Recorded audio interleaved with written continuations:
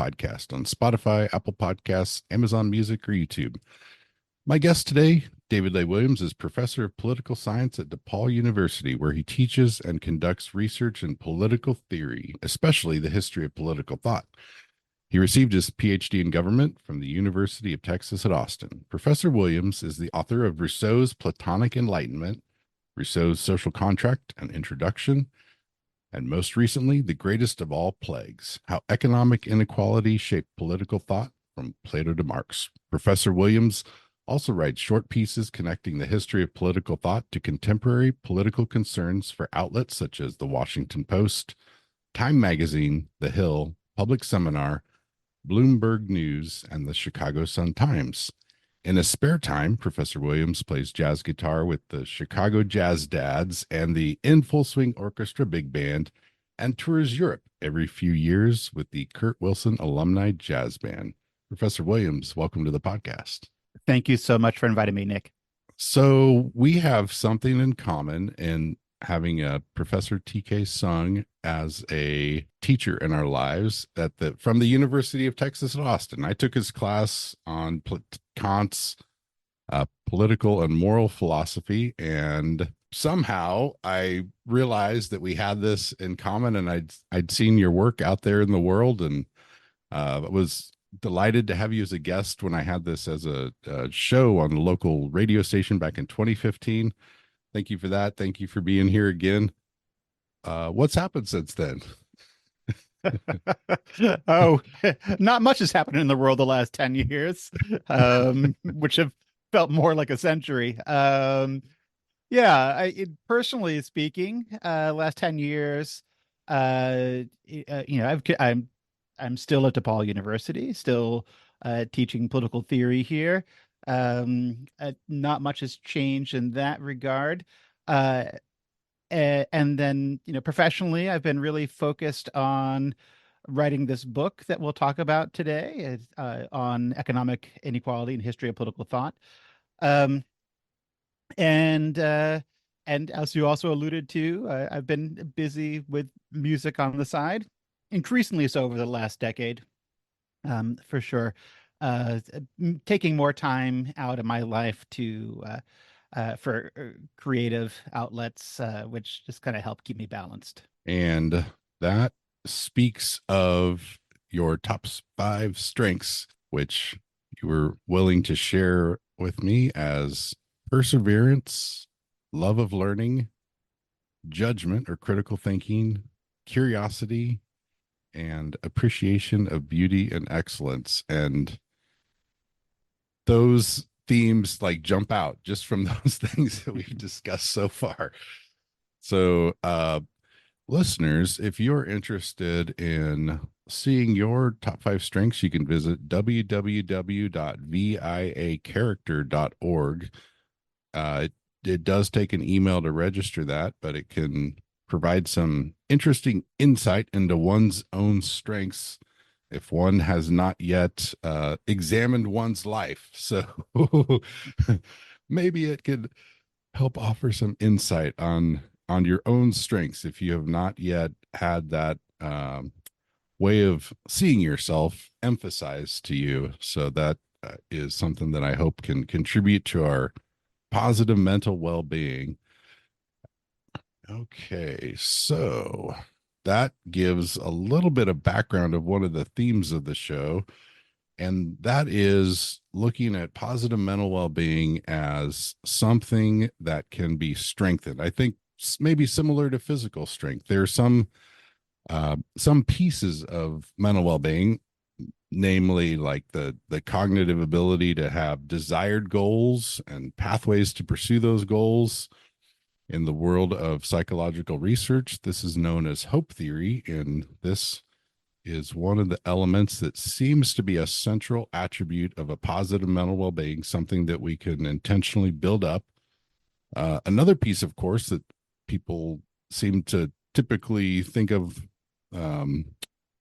in maybe a more prominent role when it comes to mental well-being would be like positive emotion. And this Positivity Matters, we've actually shifted our focus over to this hope framework. And in so far as it's something to build up that can be built up, the positive mental well-being, there is also maybe a converse in that there can be barriers to building up positive mental well-being. And Professor Williams has identified one of the what seems to me as a barrier to well-being, and that is economic inequality, which sounds like maybe the greatest of all plagues. Oh, um, little metaphor. I think of life maybe as a boat, and in the big picture, hopefully it's about the joy of sailing and going on grand adventures, but the boat needs to be seaworthy. So some of our efforts need to be focused on the seaworthiness of the vessel. And this seems to be one of these, the economic inequality is one of these things that inhibits the seaworthiness of our vessel as individuals, as part of organizations, as part of communities and nations. So tell us, how did this book come to be, and what are some of the broad themes of this work? So, thank you so much. And I came to this fairly naturally because I had been working on the philosophy of Jean-Jacques Rousseau for a very long time before beginning this book. I had written a couple of books on Rousseau, and in fact began my research on Rousseau as a graduate student with Professor Sung at UT Austin in the 90s.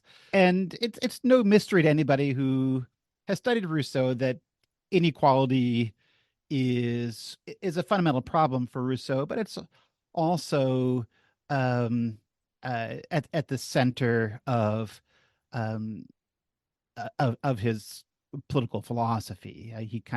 He's either reacting to or trying to transcend the problems of inequality in one way or another, uh, and that was amply clear to me in Rousseau. But you know, when you spend so much time working on Rousseau and you think about the problems that he wants us to think about, you begin to pick up little bits in these other thinkers who either came before or after Rousseau, some of whom influenced Rousseau, some of whom Rousseau himself influenced. Um, and my first book was actually about Plato's influence on Rousseau. And in that book, I actually have, I don't know, maybe a paragraph or two just noting, gosh, Plato also talks about inequality. Um, and that might be something that Rousseau could have picked up from Plato as a concern. Um, so that seed sat in the back of my mind for gosh, 7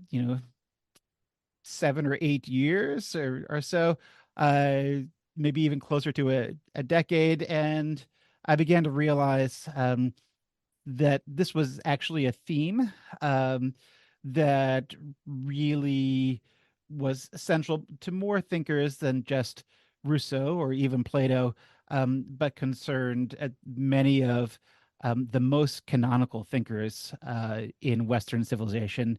Um, and it seemed to me like that could be a book, and probably ought to be a book given the increasing degree to which inequality has been part of our uh, discourse, our public discourse over the past decade and a half, as we encounter increasing amounts of inequality and increasing amounts of political turmoil that seem to accompany that. And that's one of the things that I noticed. For a period of time, I was an economist for the state of Nebraska, and looking at the statistics, the growth in productivity was not translating into and a growth in the economic well-being, broadly speaking. And it looked from this from the statistics that I was looking at the time, it seems like around 1980 or so, the growth in productivity wasn't translating out into an expansion in income for the lowest quintile, and it was just staying steady. And the top quintile, it was just going up and up and up. And I doubt if much has changed since. So that's I've noticed that just from looking at the Yeah. numbers. So Yeah, no question, um, right? You know, Western societies, America in particular, have been, you know, very kind of lazily looking to GDP, right? Gross domestic product and its growth as a measure of the relative health of our societies. And uh, but until very recently, right, at least in American history and much of recent Western history, right, we haven't given much thought to how those resources have been distributed. And this is the marvelous thing about the history of political thought because um, they actually do look at this much more fundamentally. On the whole, much more looking to the question of the distribution of resources than the growth of those resources. Sometimes both, um, but always with at least one eye on the question of, well, what are we going to do with this wealth? How is it going to be distributed? And how does that distribution contribute to broader social aims like civic harmony, justice, fairness, and the like? yeah. And in your book, I noticed that you uh, made some really interesting distinctions about what to focus on. So, wealth concentration versus poverty alleviation, focusing on wealth itself more so than say income. And so we finally get this thing that's like maybe like the heart of the problem, that concentration of wealth, and that it, as having some critical reflection by thinkers throughout the ages. And you have Plato, Jesus, Thomas Hobbes, Jean Jacques Rousseau, Adam Smith, John Stuart Mill, and Karl Marx all having something to say about that. And it seems like each of them sort of had like a central focus on what they saw as like, the highest good. And then how in like almost all those cases, like that this concentration of wealth was like one of the most detrimental things to the realization of that highest good. Is that a fair assessment of what your book is about? Yes, absolutely. And thanks so much for pointing that out, Nick. Yeah. The one of the remarkable things when we look at you know a, a history this broad and expansive, right? And we're talking about a span of well over 2,000 years here of noted and celebrated political, social, and even religious thinkers. Um, is that they all, will tell us that they have different goals in mind, right? Plato wants to promote justice, but maybe even more fundamentally than that. Certainly, for people who have studied with T.K. Sung, they'll know uh, that Plato really seeks civic harmony, right? Both in his Republic and in his laws. Um, right, Jesus is not fundamentally not foremost concerned with politics. He's concerned with people's relationship with God and their neighbors. And the most important thing for him, the most important things for him are to love God and love our neighbor, right? But we get to modernity. Thomas Hobbes is very different from these people, right?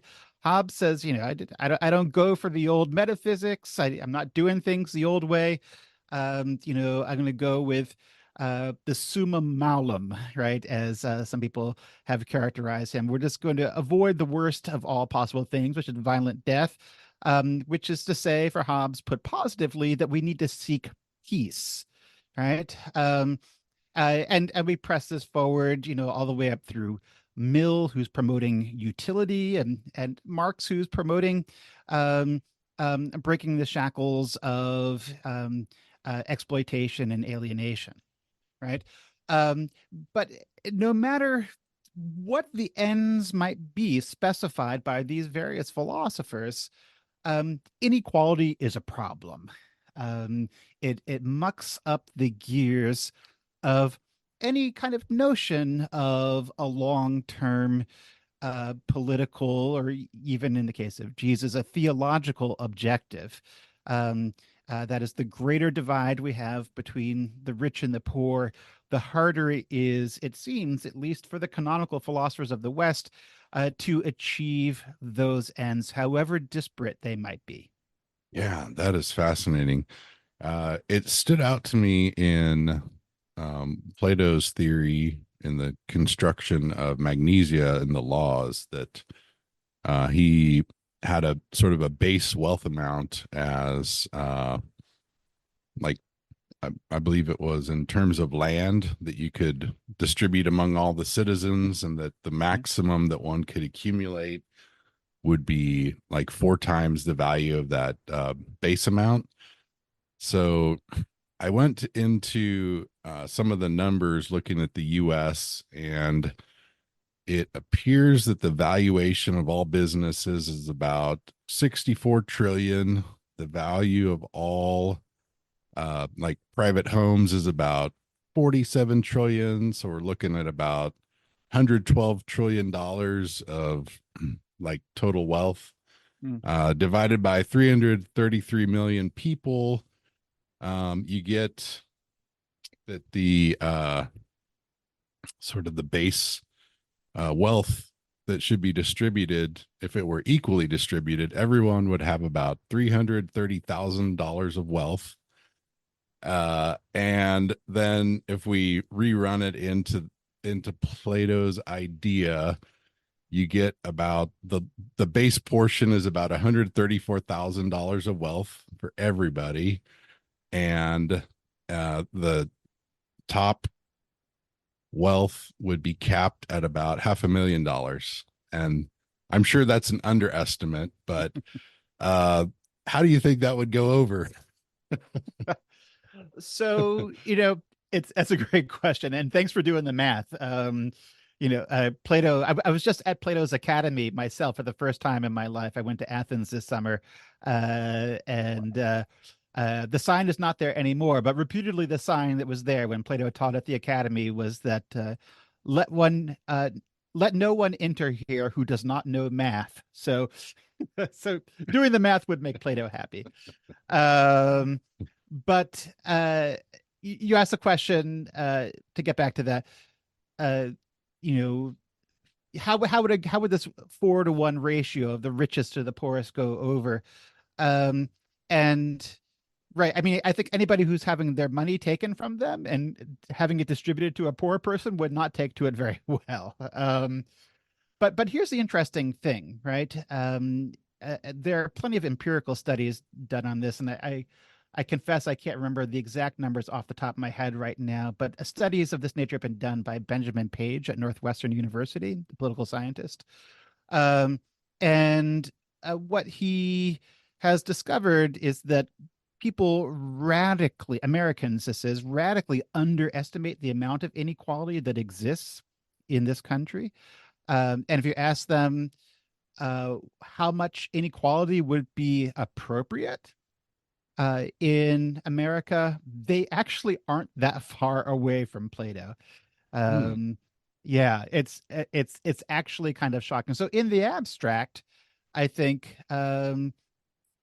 without getting too specific about it and without putting your hands on anybody's stuff just yet, um, uh, there's no doubt that Plato's ideas actually would be pretty appealing, at least if we're to believe, recent social science empirical research.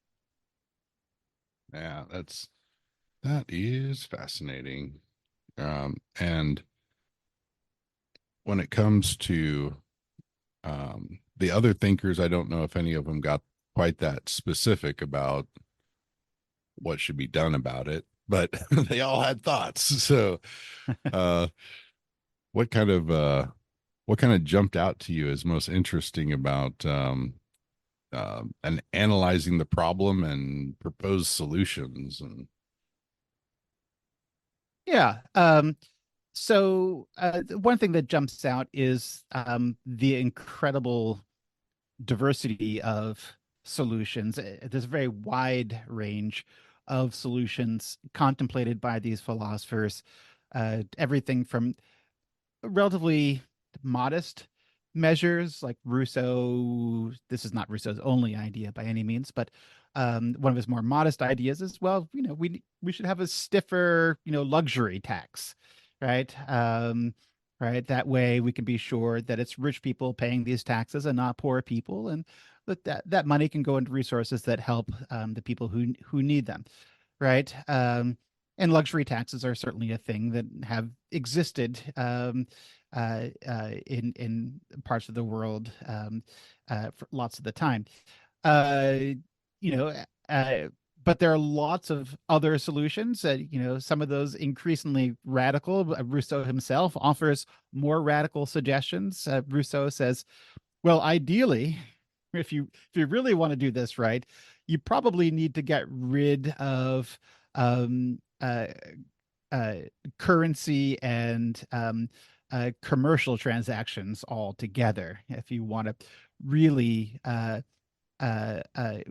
kind of put an end to inequality." He says, under ideal circumstances, that probably should be done, although he has real questions about whether or not ideal solutions could be imposed in much of the world as it already existed in the 18th century.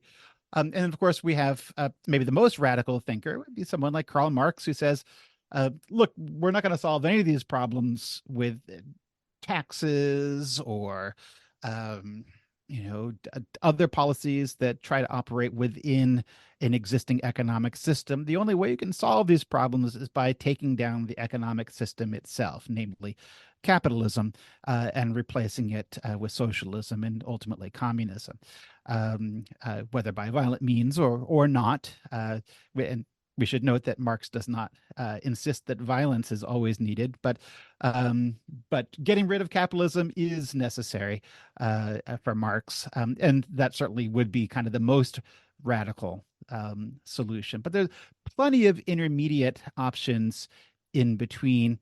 Yeah, those are just some simple suggestions thrown out at the beginning here, at least. well, one of my friends wrote a poem. Jesus was a communist. It's been said. uh, he had Yeah, it. Now he had some interesting thoughts. So, love your enemy, I guess, was one of yeah, his ideas, and but it was coupled with some other ideas. So, maybe that isn't it would be applicable to the poor, maybe in the way that they think about the rich. If they see them as an yeah, enemy, it's like, well, that's a kind of a challenge. Love your enemy. But yeah, I understand that Jesus did not let the rich off so easily. That was interesting to see the distinctions between what the text shows about his thoughts on the wealth accumulation and compared to St. Paul. And tell us more about yeah. that. Sure. Right. th- you know, we have to appreciate both when we're talking about the New Testament, both the text itself, right, and the historical context it inhabits. Um, and uh, uh, and I want to start maybe with the historical context first, and then work my way back to the text, as I try to do in my chapter on Jesus in this book. Um, and if we look at the historical context, we first have to remember that Jesus was a Jewish man living in Galilee, specifically in Nazareth, um, and was very poor, like most people in Galilee in those days. Um, the poverty was fairly systemic, right? There were a lot of poor people and a few rich people. Now, the Jewish law provided for specifically for ways to help out these people. Specifically, uh, the Jewish laws, these are Mosaic laws, going back to the first five books of the Old Testament or the Hebrew Bible. Um, the Jewish law provides two fundamental laws that address the kind of concerns that were on the minds of these poor peasant farmers in Galilee. The first is sabbatical, right, which is certainly related to the academic term sabbatical now, or the term Sabbath, right? And the way that plays out in the books of Moses is that once every 7 years, uh, we have a sabbatical year, and all debt is to be forgiven, right? All debt is to be forgiven. And then the seventh of every sabbatical years is a jubilee year, a jubilee year. And in the jubilee years, not only do we forgive all debts, but we also redistribute all property. So anybody who's made property gains or wealth gains over the past 50 years, well, uh, we've hoped you've had a good time with it, but it's time for that to go back to the original families that had that property, and we get a restart. Everybody gets a restart once every 50 years. Um, Now, what happens when just around the time that Jesus was born was that these laws were suspended by a rabbi um, in the region there. And the way those laws were suspended was that um, there was a lot of poverty there, as I mentioned. Um, and the rich people said, we would love to lend money to these poor peasant farmers and help them out. But, these sabbatical laws are really a problem because, I have no incentive to lend out money if I'm going to have to forgive the debt. Right. But if you suspend those laws, then I'll be more generous in lending money to the poor. Uh, and uh, and uh, and then everybody will win. So the rabbi, I think well intentioned, uh, suspended those laws in an edict called the Prosbul, Prosbul, and then you know as happened reasonably frequently in ancient Galilee, they fell upon hard times. There was a bad harvest, um, and the farmers couldn't pay off their debts to the rich. Um, and the rich then said, well, then we will have to take you on as slaves, and we'll take all of your property, right? Now I should mention, actually, when I left out one element of sabbatical law as well, is that all slaves had to be freed once every 7 years as well. So, with the suspension of the sabbatical and the Jubilee laws, um, uh, not only were these poor peasant farmers, not only did they lose their property and converted into slaves, but in addition to that, they knew that they would never be released as slaves because there's no more sabbatical, and their property would never go back to them or their children because of the suspension of the Jubilee laws. This is the context and the class into which Jesus is born in Nazareth. And so when Jesus arrives and begins his ministry, one of the first things he says, it is the year of our Lord, which evokes the laws of sabbatical and specifically Jubilee. And that message was received very well by Mhm. his audience, which was poor peasants in Galilee. Um, and he thus built a following. And no doubt, I'm not even touching upon the spiritual and the theological dimensions of what he said, which are obviously, the most important things about someone like Jesus. But these economic lessons and this context ought to be part of the context of understanding him, historically, and for that matter, economically and politically. So, and this also means that many things that we know about Jesus start to make more sense to us, right? When Jesus says, "Forgive us our debts as we forgive our debtors," well, that means something. That's a reference to sabbatical law, suspension of sabbatical law. Forgive our debts, right? And when Jesus, as you alluded to a couple of minutes ago, when Jesus comes down pretty harsh on the rich, such as in Mary's Song of Praise in the Gospel of Luke, or in his story of Lazarus and Dives, or in the best known uh, uh, such excerpt from the Gospels, his story about the camel and the eye of the needle. All of this stuff starts to make more sense. That is fascinating.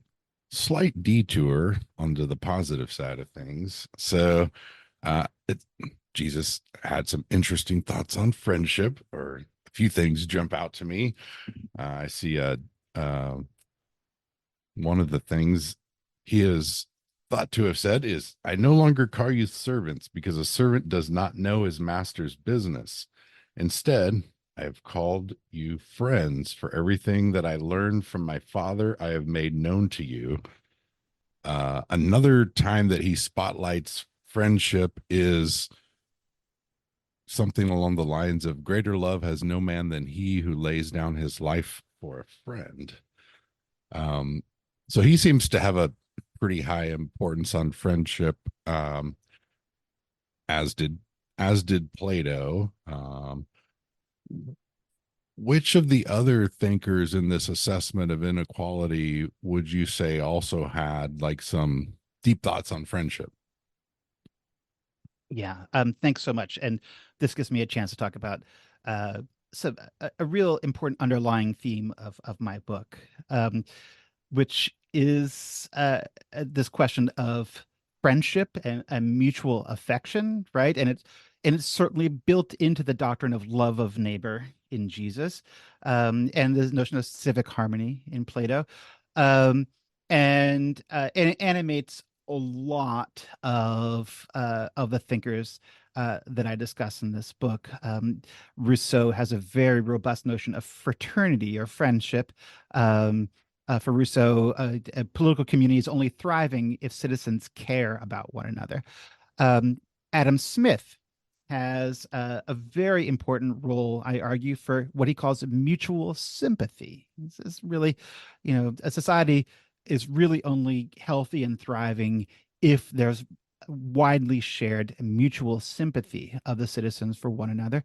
Um, and maybe most surprising to me, at least, is the deeper I dug into John Stuart Mill, right, famously known as an individualist, the more I came to realize, um, although he's an individualist in some respects, that does not imply at all that he views citizens as atomistic, because part of a crucial part of what it means to be a happy person, um, and thus somebody who promotes the greater utility, is someone who's connected with his or her neighbors, and fellow members of the community, and and uh, and he goes on and on about this in any number of his texts, right? Nobody's happy all by themselves. We to achieve our greatest happiness, we need to be in communion with others, and and this um, explains why, for so many of these thinkers, inequality is a problem, because inequality tends to have this divisive side, right? As Adam Smith argues in his Theory of Moral Sentiments, it's real hard, if not impossible, for the very rich to have any kind of sympathy for the poor. They don't understand them. They cannot relate to them. They do not encounter them in their day-to-day activities. Um, so they have no regard for them other than perhaps some disgust. Yeah, yeah, that is fascinating in maybe in one of the most important ways in which the inequality can be corrosive to the project of maximizing well-being, let's say. Um, Interesting twist if one takes seriously the idea of uh, Jesus as a divine, the combination of divinity and humanity, and says that I have called you friend. That seems to shoot some holes in Aristotle's idea that friendship is a relation between equals. Mm. But you know, there it is. So like that kind of if all that's true, like we have an update on Aristotle's idea of friendship. Well, yeah, In if we can't square Aristotle with Jesus, then it sounds like a project for an ambitious Thomist out there. there we go. There we go. Um in sort of like reflection on the nature of friendship, I've seen different threads from different places, but I was thinking, okay, so I think it seems to be maybe one of, if not one of, the most important elements of like what contributes to positive mental well-being, let's say. So like the grant study, the one of the findings from that, the former director said of looking at the like people who when they look back on their life and reflect on it towards the end of life, that of all these factors for people who say I've had a great life, it's that like relatedness, the friendship, that makes the biggest difference when they try to parse it apart and what contributes to it.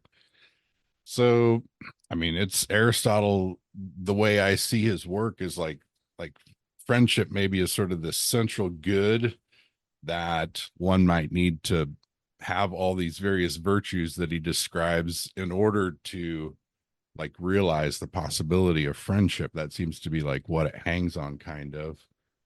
um but in thinking about it, it's like what would good friends say of their friendship?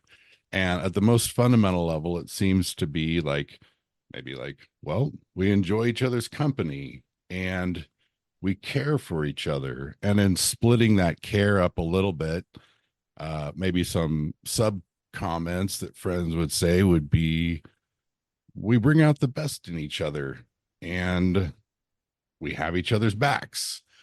So to me, that seems to allude to like the having each other's backs, like in the prevention or alleviation of suffering of the friend. There's that compassion element.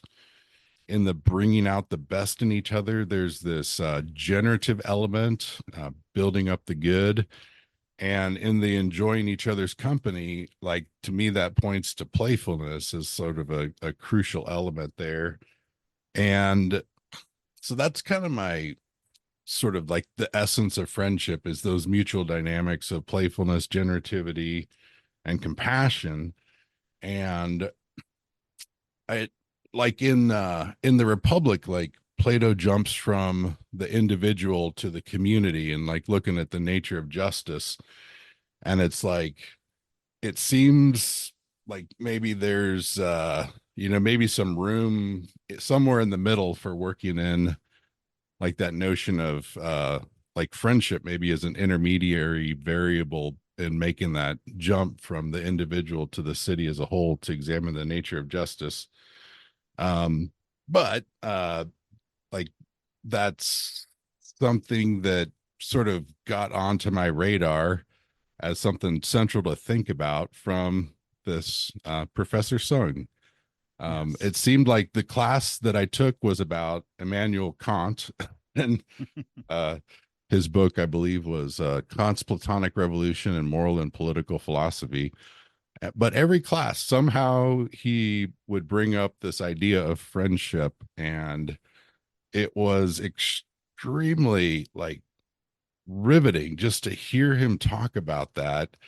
And I've never had this experience with any other teacher before, but it would be like a record button would turn on in my Yeah. mind just when he would start speaking. And it was extremely moving when he would go on that theme. It was an aesthetic experience just listening to him talk about it. So from this philosophical point of view, he would sometimes talk about like, like parsing apart the definition of philosophy itself, like, like friend of wisdom, maybe more appropriately, like friendship in wisdom, or friendship built around the pursuit of wisdom, as sort of central to the very notion of philosophy itself. That, maybe that's at the heart of it. It's really about the construction of friendship as the wisdom, or like, yeah, like wisdom would be like knowledge of human flourishing. Like that's kind of how I see that itself. So it seems to be like tightly wrapped up into uh the human experience as a whole. um but yeah, I can't say enough about the impact that had on my life.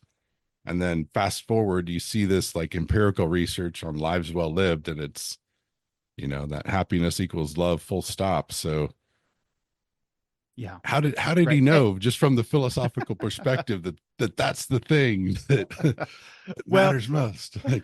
it's funny because I also took obviously a lot of classes with Professor Sung, and um, and classes on different topics ranging from certainly a Plato seminar up to a Derrida seminar, right? With him. But every class was ultimately a Plato seminar with him. Um, and every class ultimately returned to these very fundamental questions of how are we all going to get along with one another? And uh, and how do we build a society where people um, care, tend to, and look after one another? Because if you don't have that, um, uh, you're going to struggle on every other dimension, I think, or at least that was Sung's um, uh, implication, I think, for us, right? And I think that's why one reason, among others, why he adored Plato so much, right? Because that was really uh, central to Plato's teaching, right? And this notion of friendship is explored from any number of different angles in Plato's dialogues. But the one that I focus on the most in my book is really his discussion of friendship in the laws, and uh, and it comes up very early in the dialogue when Plato says Plato, through the characters, right? The main interlocutor is someone he calls the Athenian stranger, and he's talking with these other characters, Megillus and Clinias, and they're engaged in this question of what is the purpose of the laws? Why do we do legislation? What is this practice? And what he rests on ultimately is, it's really ultimately about um, building what he calls civic friendship, right? Getting fellow citizens to this point where they do care about one another. Because if you have that, you can survive almost anything else, right?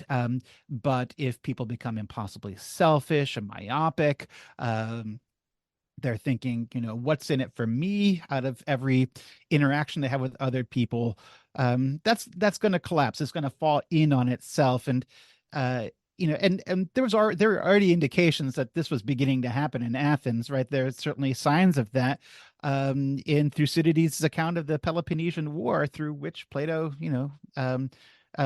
lived and grew up in.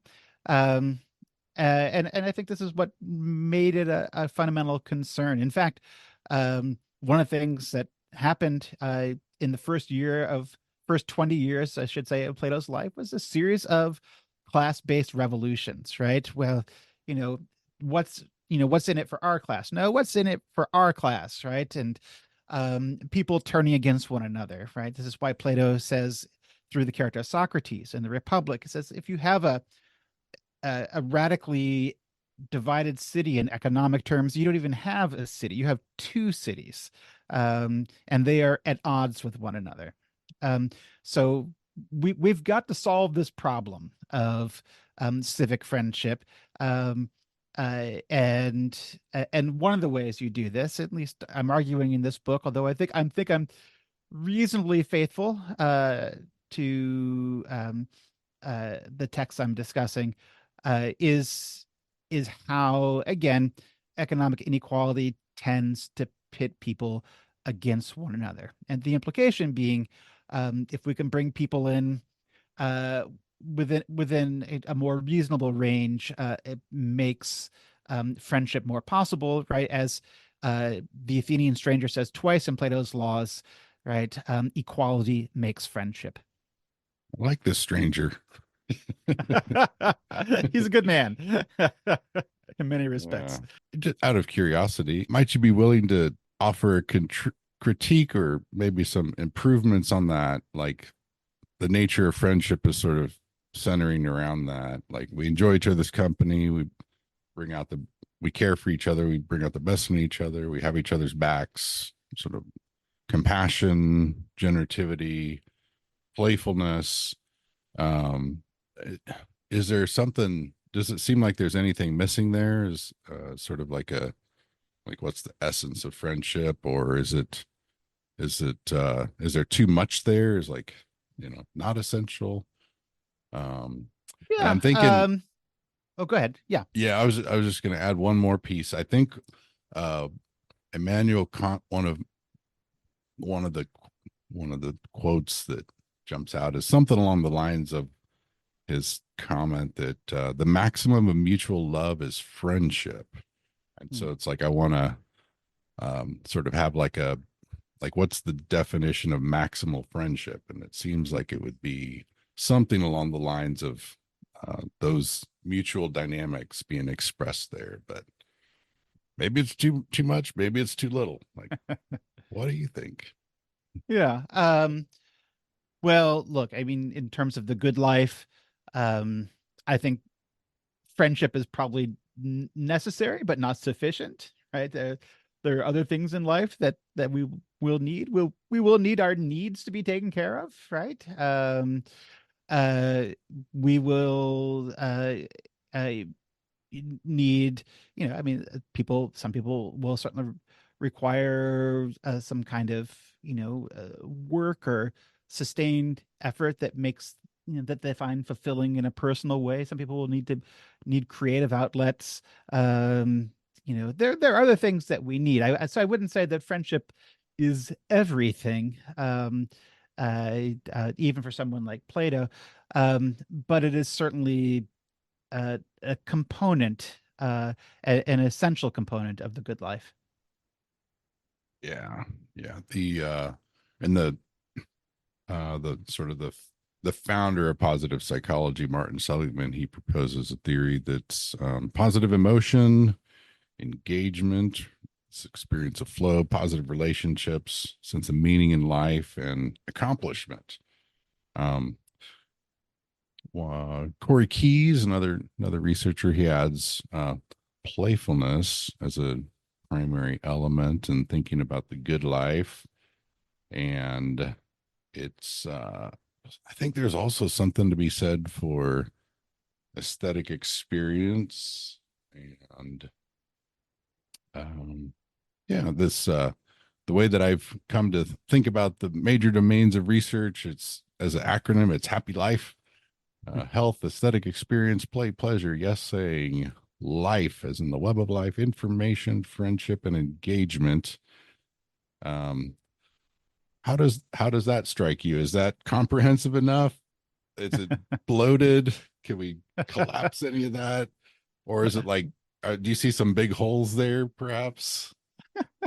um, I mean, I don't think I have any particular arguments against anything on your list of your acronym of the happy life. I, certainly, um, all the things one can find nourishing. Uh, I don't know. I'm looking at information. I mean, I suppose uh, you might have a broad definition of that. I don't know if you make a distinction between information and knowledge or pursuit of Yeah, wisdom. Um, Yeah, if goodness of knowledge and lifelong learning, like yeah, tending towards wisdom is like a final destination, and uh it's a little contorted and trying to find like a word that fits for making a cool acronym. yeah. Um, no specific arguments against anything on that list, and I'm not coming up with any obvious oversights on it. But check Yeah. back with me in a day. Maybe I'll think of something. Oh, cool. Yeah. Yeah. So like just in one hand, and it's like I hope it's a useful framework for thinking about the research on well-being. And then I guess from a philosophical perspective, I also have this sort of this quest of like what are the like the what are the fundamental like intrinsic goods, I guess you could say. Um and Right. so I'm hoping that's what it's sort of a comprehensive list of. And then uh when it's like when it plays out into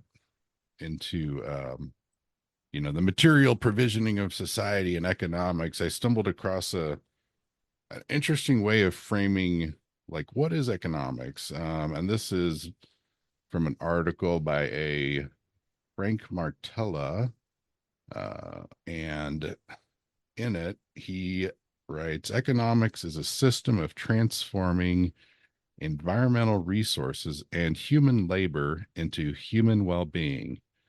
Thus, it is important to track its functioning and sustainability. Then he adds, but only for instrumental reasons. So that was kind of, I'd never heard economics sort of put quite like that before, and connecting it with this idea of well-being. Um, and in terms of like looking at that relationship, one of the interesting studies that I'd seen at one point was a comparison between nations. They've started tracking well-being, like it's a um, broad framework. Like every March 20th is the International Day of Happiness, and there's a World Happiness Report that compares the well-being of nations. The Scandinavian countries usually come out on top of that. Um, The Scandinavian countries instantly are among the most equal in a developed world. Whether that's a spurious or connected phenomenon, I'll let your listeners speculate about. yeah, I think yeah, maybe they're onto something there. But one of Maybe. the interesting studies that looked at a comparison of changes in well-being, like compared to changes in GDP. And uh, so you've got just like, it's interesting what accounts for the differences between nations in terms of their well-being.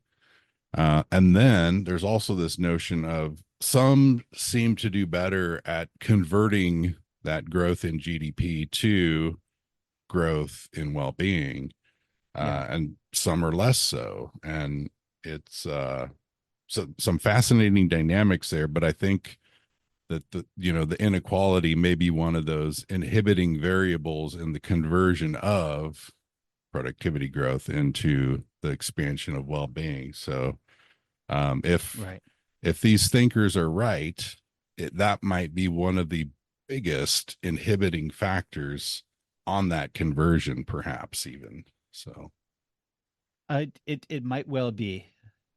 we talked a little bit about your experience with music, your experience researching, um, teaching. It seems like there's this like interesting, robust like engagement with these goods in your own development. Like, um, what? So yeah. So what does it mean to live a good life to you? Hmm. Um, well, it certainly begins with having um, strong, effective bonds with people in your life, I think, um, at family and friends. Um, but I think it also is important to have um, a sense of purpose in life. I take enormous satisfaction from teaching and connecting with students and sharing what I love with them, um, which is an essential and very rich part of my life. Um, it certainly involves having an aesthetic dimension, um, being able to um, play music, listen to music, appreciate art, um, uh, taking joy in the appreciation and production of art um, is certainly part of a good life. And doing my best to make sure that uh, I've treated people the right way. Um, uh, and um, working hard on that front. Um, so all of those things. Yeah, from one of the extensions that I think we talked briefly before we started of a scholar John Finnis, and this happy life framework is sort of an adaptation of his framework on like basic human goods.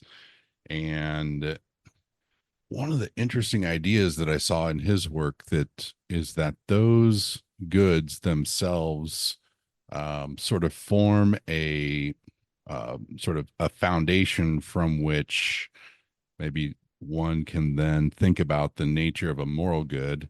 And if I understand his approach, the idea is something along the lines of once we have an understanding of these like basic human goods, uh, we can then that foundation is then basically along the lines of like don't do anything that diminishes the realization of these goods or prevent the expansion of growth of these goods. Um, and that's basically like the first principle of morality, I think, from that perspective. And there's, you know, it's like Kant's sort of like the duty based or reason based, and the hedonistic is like everything can be like, you know, the foundation of morality centers around just that one good of pleasure. So that, yeah, so that's kind of a sort of an interesting way of that I've heard about thinking about how to conceive the moral good. What, how does that strike you? What is the first principle of morality, or like what kinds of things do you center on when you're, you know, going to that idea? Yeah. You're asking big questions today, Nick. And I'm not confident I've got all the answers here. Um, but I think it begins with simple reflections uh, of, what is it that other people need? How can I help other people? And uh, working hard much of the time to suppress, you know, what, my own interest might be. Um, how what's in it for me? How do I, how am I promoting my own interest? I think the more we work to try to take the interests of others uh, into account, um, the more we're going to be on the right track. And again, I think this is a fairly common theme in these philosophers I'm talking about in the book, right? And this is built into the notions of friendship for so many of these, right? When Adam Smith says that the goal of social living is mutual sympathy. I think that's the kind of framework he's urging upon us, right? Adam Smith famously acknowledges that we have self-interest, right? And he's not afraid to talk about it from time to time, but he says we have to be careful with it at the same time. Um, uh, if we were to walk around purely acting and calculating about our self-interest and acting upon it, we would be horribly obnoxious people.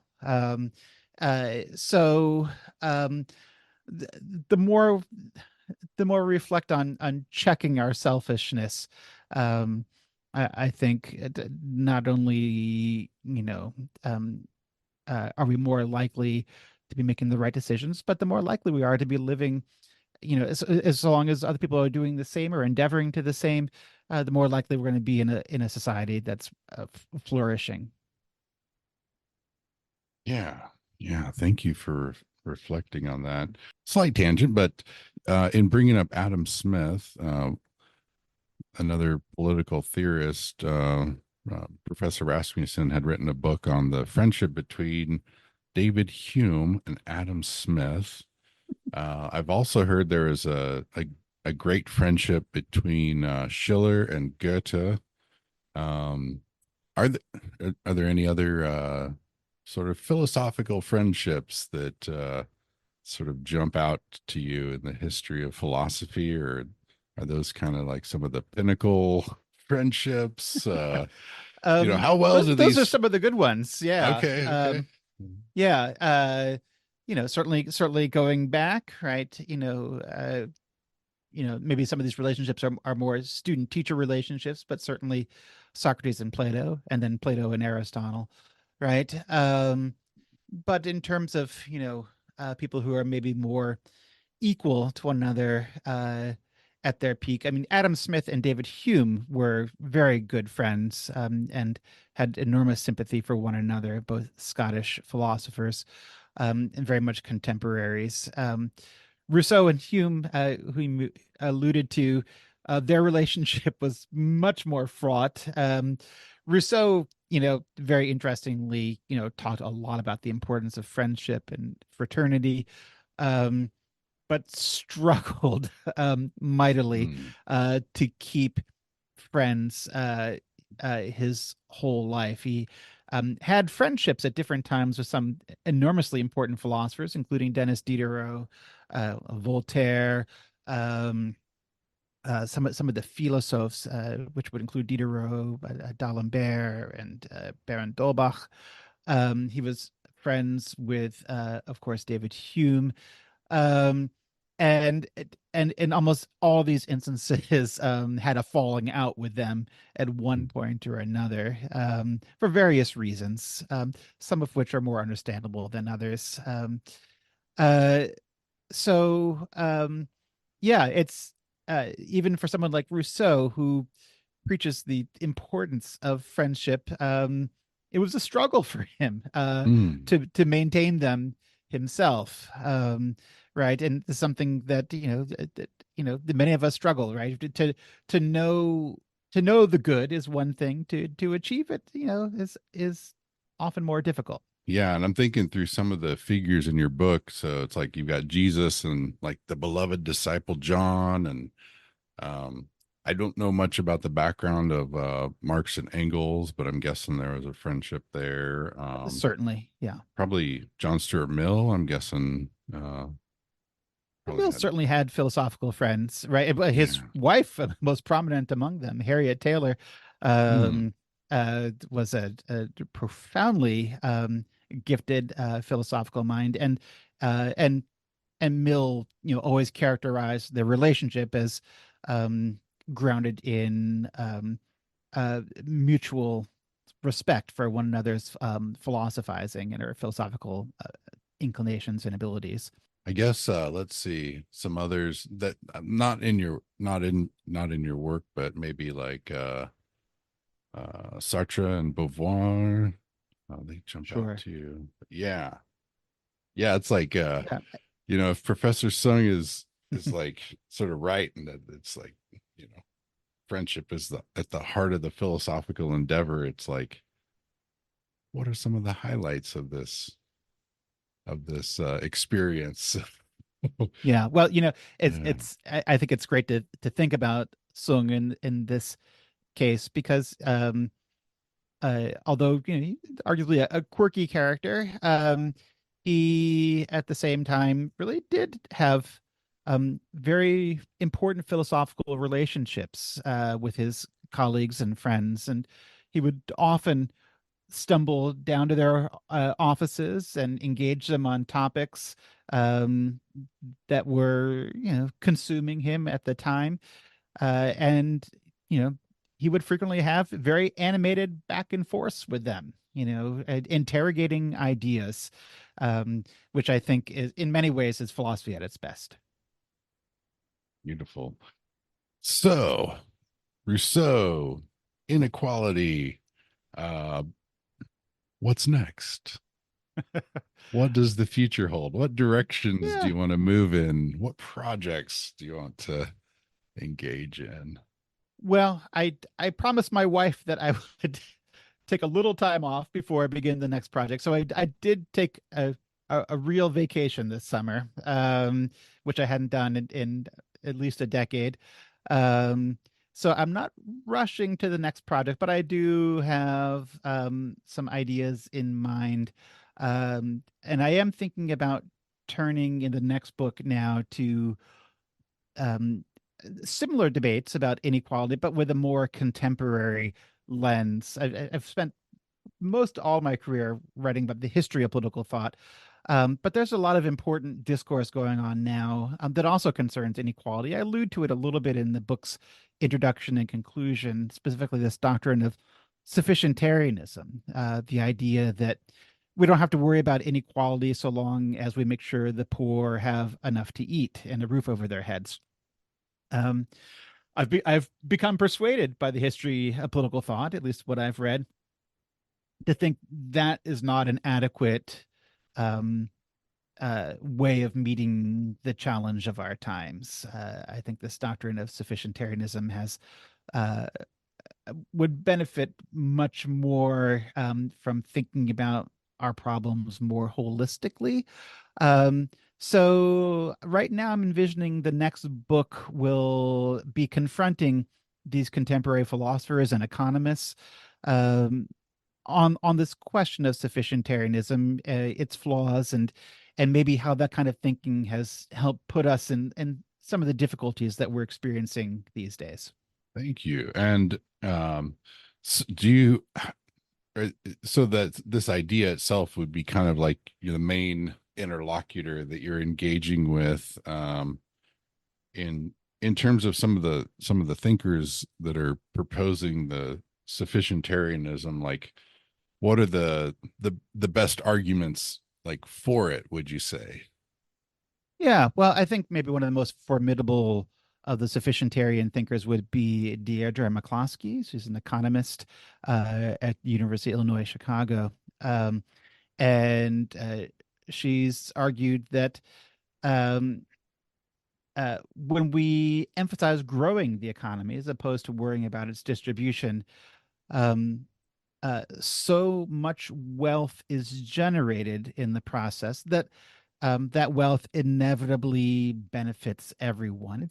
It's related to what is sometimes characterized as the trickle down argument. I I don't say that to diminish the argument, other than just to relate to something that's maybe more familiar to some people.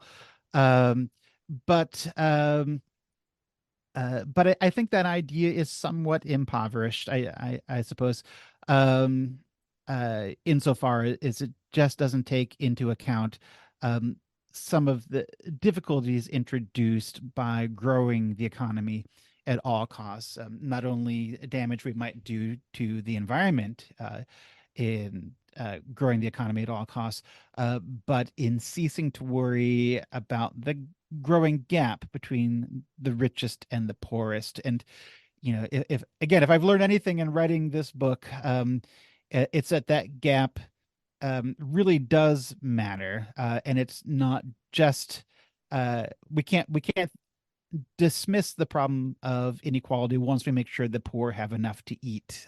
There still remain serious problems um, about friendship, mutual sympathy, these ideas we've been talking about today, um, that still remain very much a concern, even if everyone has enough to eat.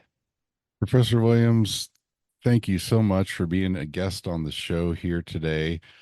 Is there anything else you'd like to share potentially with listeners? Sure. A final thought is don't sleep on the old philosophers. um, it's very tempting. In 2024, we live in an age of rapidly evolving technology and shortened attention spans, it's real easy to say, you know what, I don't think I'm going to read, you know, Plato's 400 page dialogue on legislation, right? Or I'm not going to read 1,000 pages of Adam Smith's Wealth of Nations, or I'm not going to read 1,000 pages of Das Kapital. Um, but let me make the argument, right? These texts are um, impossibly rich. We've barely um, uh, begun to mine everything that we might learn from them. I've read these books many times, and it took me sometimes, had to read these books 20 times before I began to appreciate, like, for example, in the case of Thomas Hobbes, just how much he really was concerned about inequality. Um, so don't throw away those books, even if you've graduated from college and you weren't planning on thinking about philosophy anymore. Um, you'd be shocked at how much they still have to teach us all.